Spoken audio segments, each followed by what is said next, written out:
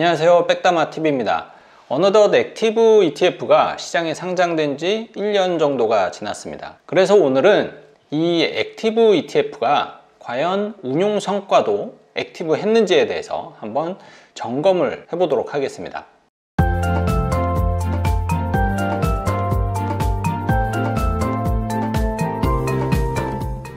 일단 시장에 여러가지 액티브 ETF가 상장이 되어 있는데, 오늘 점검해 볼 대상은 코덱스 K 이노베이션 액티브라는 ETF를 한번 제가 꼽아 봤습니다. 이 ETF는 국내에서 혁신적인 사업을 바탕으로 해서 다른 기업 대비 좀 더 높은 성장이 예상되는 기업들로 구성된 FN가이드의 K 이노베이션 지수를 추종하는 ETF입니다.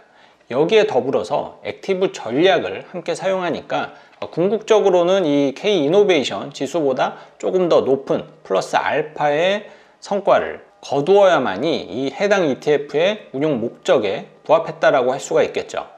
그리고 이 해당 ETF에 대한 상세 내용은 제가 예전에 올린 컨텐츠가 있으니까 한번 참고해 보시기 바라겠습니다.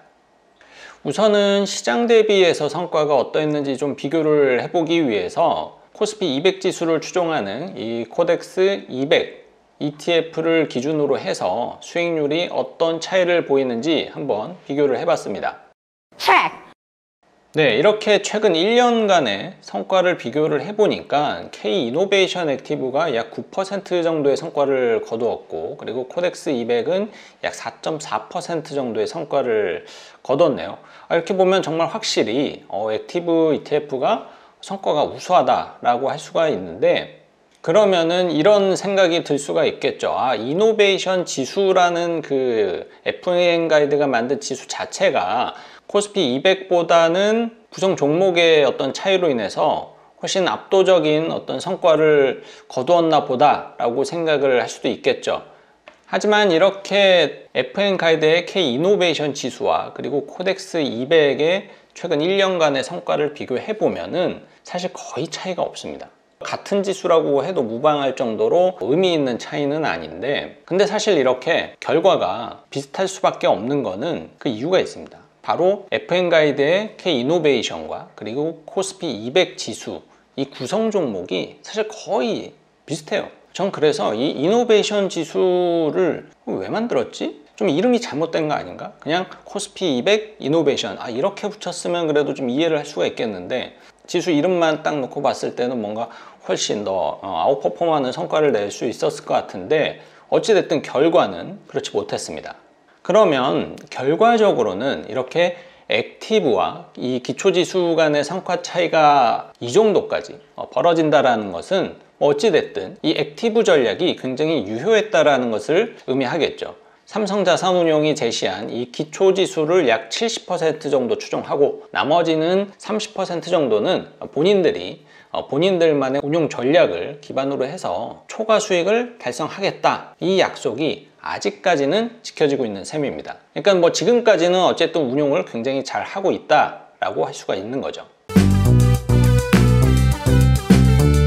그렇다면은 어떻게 이런 결과가 나오게 됐을까? 삼성자산운용은 어떤 전략을 활용을 했기에 기초지수 대비해서 2배 이상의 성과를 기록할 수 있었을까? 그 비밀은 이 구성 종목의 차이에서 힌트를 좀 얻을 수가 있었습니다. 자, 이렇게 코덱스 K 이노베이션 액티브와 그리고 FN가이드의 K 이노베이션 지수 구성 종목 간의 이 차이를 보게 되면은 상위 3가지 종목이죠. 삼성전자, SK하이닉스, 네이버, 이 3가지는 거의 차이가 없습니다. 그럼 나머지 종목의 이 구성 변화로 인해서 결과적으로 이렇게 성과 차이가 발생하게 된 건데, 그 중에서도 가장 눈에 띄는 게 무엇이냐? 바로 카카오와 LG화학입니다. 개인적으로 이 두 종목이 과감하게 삭제가 된 게 아주 칭찬해주고 싶은 부분이에요. 왜냐면은 사실 언택트도 지금 좀 이슈가 많이 빠졌고, 그리고 전기차도 고점 대비해서 많이 빠진 건 사실입니다. 근데 이제 네이버와 카카오만 비교를 해보면은 카카오가 훨씬 더 많이 빠졌고, 그리고 삼성 SDI와 LG화학만 비교하더라도 LG화학이 훨씬 더 많이 빠졌습니다. 그럼 그 이유는 무엇이냐? 아시는 분들은 아시겠지만 얘네들 자꾸 물적 분할을 해요. 진짜 양아치 같은 놈들이에요. 카카오만 보더라도 벌써 뱅크, 페이, 게임즈, 나중에 되면 또 모빌리티도 뭐 한다라고 하고, 또 길게 보면 얘네들은 카카오맵, 카카오 주문하기 뭐 이런 것도 다 상장하려나? LG화학도 비슷한 상황이죠. 사실 배터리 때문에 투자한 회사인데 배터리 사업분을 물적 분할을 해버렸네. 그래서 내년 1월에 에너지솔루션이라는 이름으로 다시 공모를 받죠. 이게 기존 투자자 입장에서는 엄청나게 빡칠 만한 상황입니다. 한번 생각을 한번 해보시죠. 삼성전자가 있는데 스마트폰 부분이랑 반도체를 따로 상장을 한다. 말이 됩니까? 그런데 다행히도 삼성 자산운용에서도 뭐 이런 부분 때문에 뺐는지 안 뺐는지는 모르겠지만 어쨌든 이 종목이 거의 없습니다. 비중이 거의 1% 정도도 채 안 되는 걸로 이제 파악이 되는데, 무조건 이 두 종목의 비중 차이로 인해서 성과가 2배 아웃퍼폼하는 그런 성과를 냈다라고 딱 단정 짓기는 어렵지만, 어쨌든 이 굉장히 이렇게 부진한 흐름을 가지고 가고 있는 이 두 종목에 대한 비중을 확 낮춤으로 인해서 플러스 알파의 성과를 거두는 데는 일조를 했다라고 저는 생각을 하고 있습니다. 그리고 이렇게 쭉 보면은 FN가이드의 이노베이션 지수에 이 포스코도 보이죠? 포스코도 지금 물적 분할 이슈가 나오고 있죠.